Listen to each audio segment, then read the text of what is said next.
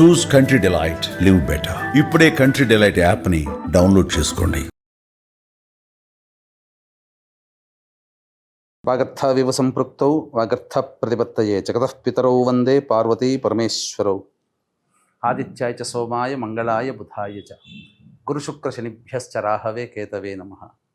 శృంగేరి జగద్గురు పీఠాధిపతులకి, కంచి పీఠాధిపతులకి నమస్కారములు తెలియజేసుకుంటూ కార్యక్రమాన్ని ప్రారంభిద్దాం. ద్వాదశ రాశులకు సంబంధించి 1 జూలై నుంచి 15 జూలై వరకు వివిధ రాశుల్లో జన్మించినటువంటి వారికి ఏ విధంగా ఉండబోతుందో తెలుసుకునే ముందు గ్రహ సంచారం గురించి తెలుసుకుందాం.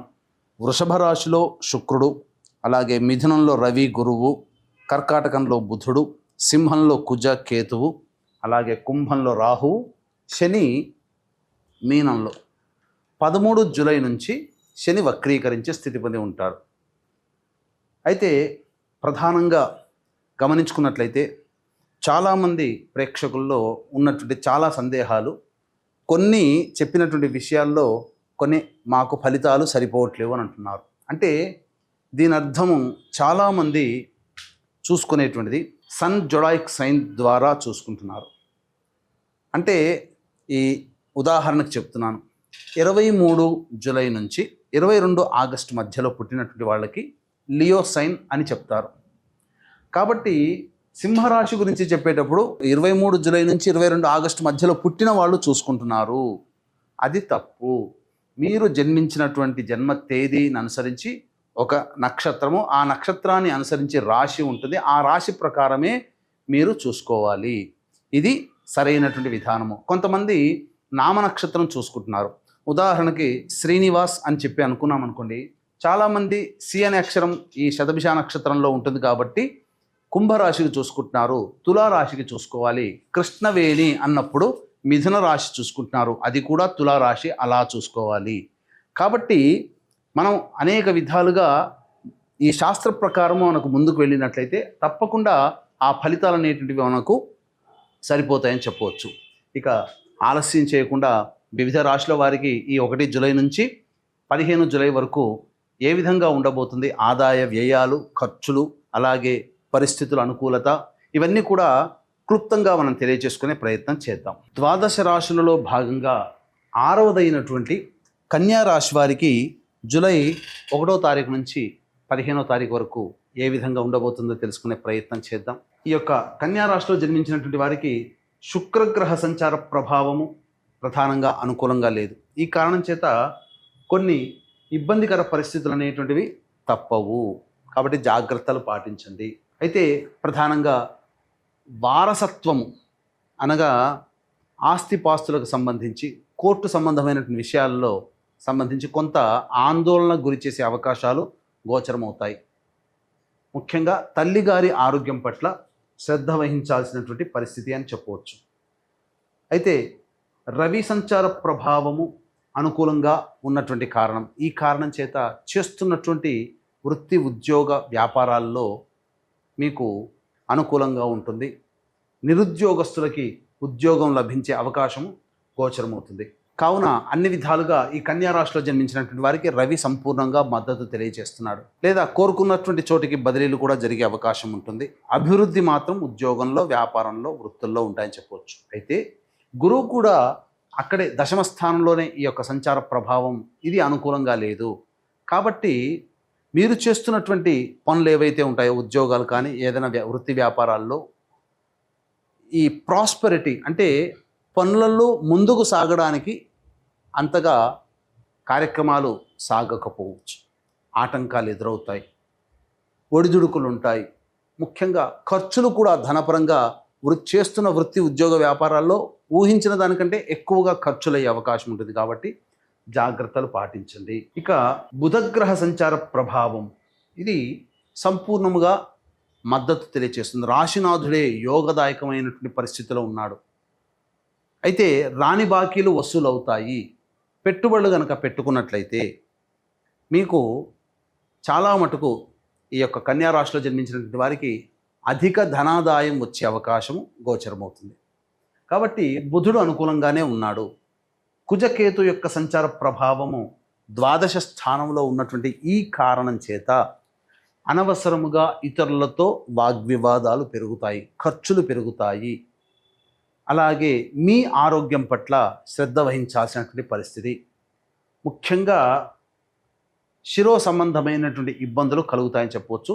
తలకి గాయమయ్యే అవకాశం గోచరమవుతుంది. అందుకని వాహనాన్ని నడిపేటప్పుడు జాగ్రత్తలు పాటించండి. ఇక రాహు సంపూర్ణంగా మద్దతు తెలియజేస్తున్నాడు.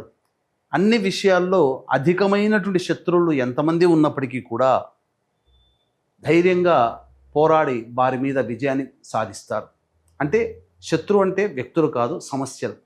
కాబట్టి సమస్యలు బాధిస్తాయి, కానీ వాటి మీద మీరు తుదకి విజయాన్ని పొందుతారు. అన్ని విధాలుగా అనుకూలంగా ఉంటుందని చెప్పవచ్చు. శని, సప్తమ శని ప్రభావం కన్యా రాశి వారికి కొంతవరకు ఒడిదుడుకులు అనేటువంటివి ఉంటాయి. ఇతరుల యొక్క సహాయ సహకారాలు లభించడానికి అంత మార్గాలు ఉండవు, కావున జాగ్రత్తలు పాటించండి. అయితే 13వ తారీఖు నుంచి శని వక్రీకరించున్నటువంటి కారణం చేత శని 9వ తారీఖు నుంచి సంపూర్ణంగా మీకు అనుకూలంగా ఉంటాడు. కాబట్టి ఉన్నటువంటి పరిస్థితులు 9వ తారీఖు వరకు ఉండేటువంటి పరిస్థితులు ఒక ఎత్తు, 9 తర్వాత జరిగేటువంటి మార్పు ఇంకొక ఎత్తు. సుస్పష్టంగా ఖచ్చితంగా శుభమైనటువంటి మార్పుని మీరు పొందుతారని చెప్పవచ్చు. కాబట్టి గురు, శుక్రులు, కుజకేతువులు తప్ప మిగతా అన్ని గ్రహాలు కూడా అనుకూలంగా వ్యవహరించబోతున్నాయి. కాబట్టి మిశ్రమ ఫలితాలు మీరు పొందుతారు. దైవానుగ్రహాన్ని పొందే ప్రయత్నం ఖచ్చితంగా చేయాలి. ఈ రాశిలో జన్మించినటువంటి మహిళలకి ప్రధానంగా నష్టాలు ఎక్కువగా ఉంటాయి, ధనపరమైన నష్టాలు ఎక్కువగా ఉంటాయి. మీ మాటకి గౌరవం ఇస్తున్నట్టుగానే ఉంటారు, కానీ మళ్ళీ వెనకాల గోతులు తవ్వుతారు. మీతో పని చేయడం కోసమే మీకు గౌరవ మర్యాదలు ఉంటాయి, కానీ వాటి వల్ల మీకు ఏ ఉపయోగం లేదు. మీకు శారీరక శ్రమ, మానసిక ఒత్తిడి అధికంగా ఉంటుంది. కాబట్టి జాగ్రత్తలు పాటించండి. ముఖ్యంగా గర్భధారణ సంబంధించినటువంటి విషయాల్లో జాగ్రత్తలు పాటించాలి.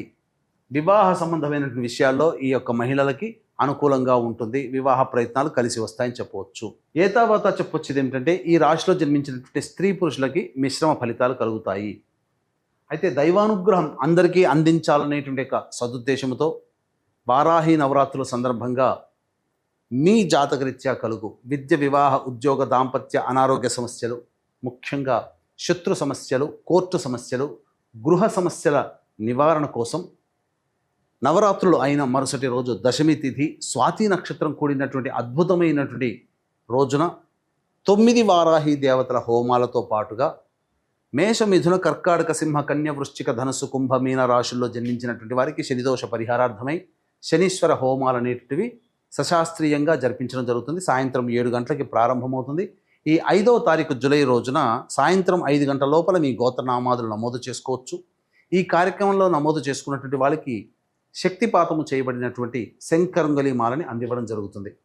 ఇక 1వ తారీఖు నుంచి 15వ తారీఖు వరకు దైనందిన జీవిత కార్యక్రమంలో ఉండేటువంటి విషయాలు, ఆదాయం, వ్యయము, మానసిక పరిస్థితి గురించి తెలుసుకునే ప్రయత్నం చేద్దాం. 1వ తారీఖు రోజున ఖర్చులు అధికంగా ఉంటాయి, ప్రశాంతత లోపిస్తుంది. ముఖ్యంగా ఇతరులతో వాగ్వివాదాలు, సోదర సోదరిమణులతో విభేదాలు పెరుగుతాయి, మాట పెరుగుతాయి. కాబట్టి మీ ఒక్క వాక్కుని మీరు అదుపులో పెట్టుకోండి. ఖర్చులని వాయిదా వేసుకునే ప్రయత్నం చేస్తే చాలా మటుకు సేఫ్ సైడ్లో ఉంటారని చెప్పవచ్చు. ప్రశాంతత లేని జీవితం గడుపుతారు. 2, 3 తారీఖుల్లో పెండింగ్లో ఉన్నటువంటి పనులను పూర్తి చేసుకుంటారు. విందులు, వినోదాల్లో పాల్గొంటారు. అన్ని విధాలుగా ఆనందదాయకంగా ఉంటుందని చెప్పవచ్చు. ధనపరమైన సమస్యలు తీరుతాయి. 4, 5, 6 తేదీల్లో కుటుంబపరముగా మీకు విభేదాలు వచ్చే అవకాశం ఉంటుంది. కుటుంబ సభ్యులతో ఇంట్లో కంటే ఎక్కువగా బయట గడిపే అవకాశాలే గోచరమవుతున్నాయి. మరీ ముఖ్యంగా ధనపరంగా ఇబ్బంది పడతారు. ప్రశాంతత లేని జీవితాన్ని గడుపుతారని చెప్పవచ్చు. 7, 8 తేదీల్లో మీకు ఇతరుల యొక్క సహాయ సహకారాలతో మీ పనులన్నీ పూర్తి చేసుకుంటారు. అన్ని విధాలుగా అనుకూలంగా ఉంటుంది. రాని బాకీలు వసూలవుతాయి. ధనపరమైనటువంటి సమస్యలు పూర్తి చేసుకుంటారని చెప్పవచ్చు. ఇక 9, 10, 11 తేదీల్లో వాహనాన్ని నడిపేటప్పుడు జాగ్రత్తలు పాటించాల్సినటువంటి పరిస్థితి. తల్లిగారి ఆరోగ్యం పట్ల శ్రద్ధ వహించాల్సినటువంటి పరిస్థితి.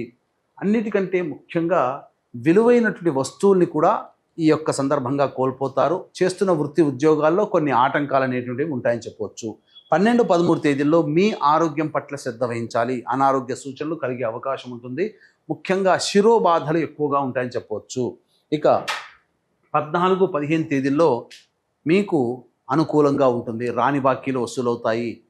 ప్రధానంగా విందులు వినోదాల్లో పాల్గొంటారు, సంతోషకరమైన జీవితాన్ని పొందుతారని చెప్పొచ్చు. తర్వాత చెప్పొచ్చేది ఏమిటంటే ఈ కన్యా రాశిలో జన్మించినటువంటి వారికి 4, 5, 6, 10, 11, 12, 13 తేదీల్లో జాగ్రత్తలు పాటించండి. ఈ యొక్క కన్యా రాశిలో జన్మించినటువంటి వారికి ప్రధానంగా సమస్యలు కనుక ఉన్నప్పుడు ఈ 15 రోజుల్లో సర్వదేవకృత లక్ష్మీ స్తోత్రము, దత్తాష్టకము రోజుకి 3 సార్లు పఠించండి. చాలా మటుకు సమస్యలు తగ్గుముఖపడతాయి. ఇప్పుడు చెప్పినటువంటి సమస్యల కంటే ఇంకా ఎక్కువగా సమస్యలు మిమ్మల్ని బాధిస్తున్నాయంటే దగ్గరలోని మంచి ఉపాసనా పరులైనటువంటి జ్యోతిష్యులను సంప్రదించి వారి సలహాలు సూచనలు పాటించండి. తప్పకుండా మీకు సమస్యలు తగ్గుముఖం పడతాయని తెలియజేస్తూ సర్వం శ్రీ ఉమామహేశ్వర పరబ్రహ్మార్పణమస్తు.